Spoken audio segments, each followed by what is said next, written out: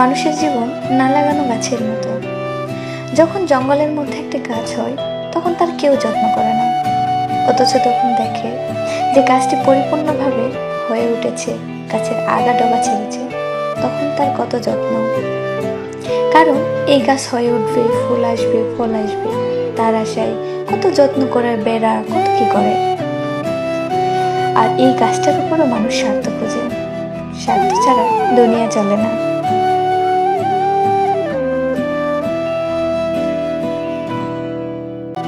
মানুষের জীবন না লাগানো গাছের মতো।